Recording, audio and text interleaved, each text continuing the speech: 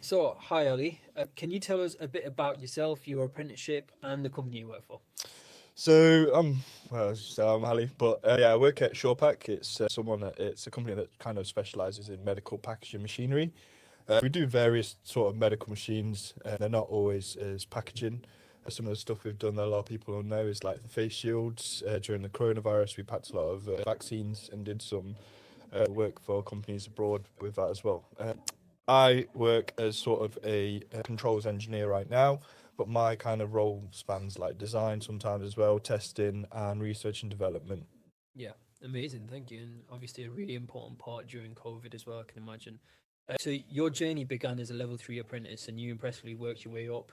You're currently also a level six apprentice. What's this like? How you found the jump from level three to level six, and obviously balancing this alongside an increased workload?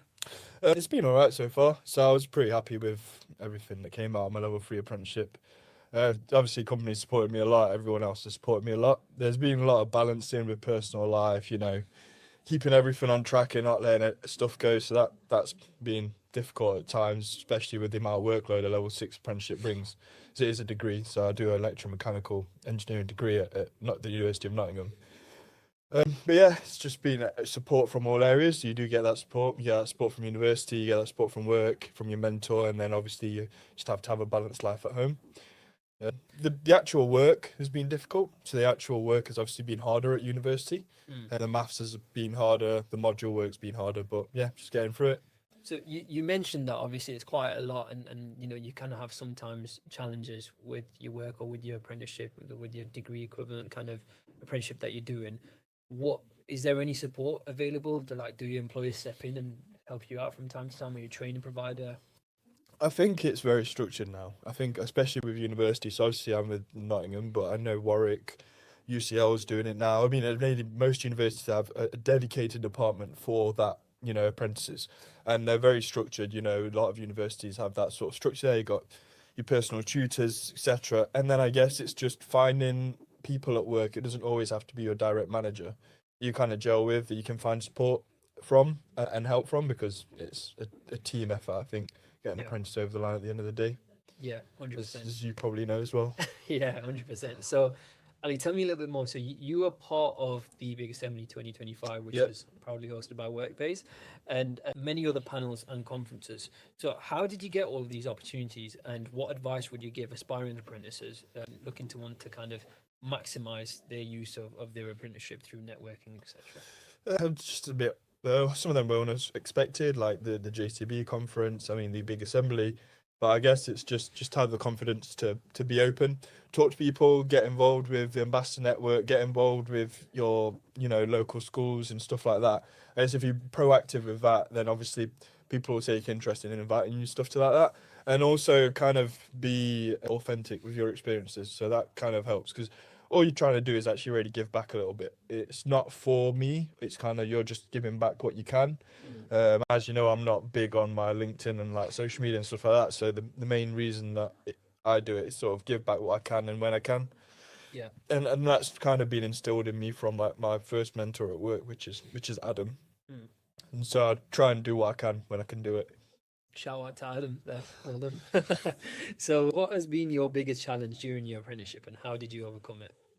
You spoke a bit about challenges, didn't you? So, The biggest challenge is that you go from, I guess, you guys will be in school to now you're in work, and very quickly you will learn that you have responsibilities. mm, Um, you can go through your apprenticeship and qualify and not make that big of an impact at work. mm, However, no one wants to really do that. And when you start making an impact at work, then more and more responsibilities start falling on you. yeah, And when you work in engineering or something, you're working with real money. You make a mistake, you break something, you design something that doesn't quite work. All of that is cost. All of that is impact, and it's not just you. You're impacting at that point. You're impacting everyone that you work with, because at the end of the day, you're also all there to pay your bills. mm, So you have to take that into consideration. And as you start actually opening your eyes a little bit wider, I guess that's the scariest thing is you become responsible for yourself and actually responsible for the people without realizing it and your own projects basically. I guess. Do you think from that responsibility, though, you kind of develop a sense of you grow essentially? Do you think that having that responsibility makes you, you know. Yeah, it used to be like being thrown in the deep end, innit? Yeah. You either you swim or you drown. I mean, Yeah. obviously, this is why we do this sort of stuff, is to try and help Yeah. make it so that more people swim than drown. Mm. It's not easy. No, apprenticeship is not easy by any means. Mm. Because also you're walking into a workplace where you're now surrounded by people that might have 20 years of experience, Yeah. and you've got to conversate with them and understand what they're saying. So it can be quite daunting. Mm. So yeah, it's a difficult experience. Okay, cool. So recently you were awarded the Whitworth Scholarship, and if I recall correctly, you had also won the Apprentice of the Year, the Advanced Apprentice of the Year on a national level, actually. How does this impact your apprenticeship journey, and is there anything else you'd like to kind of elaborate on that? The Whitworth Scholarship, something definitely that I want to talk about. I think the national award was just a nice tea. It was very unexpected. You know, it kind of also opened my eyes as to the networking side of stuff. So that's what it gave to me. Yeah, it was a national award on a big scale. But I always said that if I start this other apprenticeship, then, you know, would I apply for the degree level sort of award? I've still not decided that yet. But the Whitworth one is definitely a big one. A lot of people don't know about the Whitworth Scholarship. It's not, you know, widely spoken about, but it's a great thing. So basically, anyone that's in engineering now, anyone that's doing vocational engineering in an apprenticeship, has some sort of experience and they want to carry out their studies, I would like expect you guys to like think about applying for the Whitworth Scholarship. You get a bit of money for it. You know, you can use that money to help you with your studies. You can use that money for kind of whatever you want. But what it actually brings to the table is you are now a part of a network of highly experienced engineers. You can call upon that experience. At the end of my degree, I will get a WH Scholar in front of my name. And if I ever decide to go into a further level of study, they'll support me with that. So I don't need to no longer rely on like the apprenticeship levy. If I'd say I want to go and do a doctorate or a master's, they'll essentially pay potentially towards that for me, or all of it, which is something amazing. And is that only available for apprentices? It's available for anyone doing vocational engineering or has been in vocational engineering and deciding to go back to do degree level study, or some form of study, or whatever it is. It impacts apprentices mostly because you end up, obviously, when you're in an apprenticeship, you're doing vocational study, and a lot of people don't know about it. But you know, imagine you just getting £3,000 just every year just because you decide to carry on your study. It's a bit of extra motivation to, you know, to continue your development. So yeah, it's just great. It's a great society.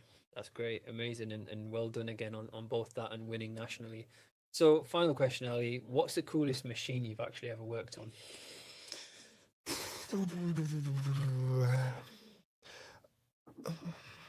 I'd say the one that was coolest, and that was because I got to solely do it myself, was a machine that, without, you know, I can't be very specific about certain things, but it was one of our rotary machines, and it was supplying some sort of diabetes microfilm.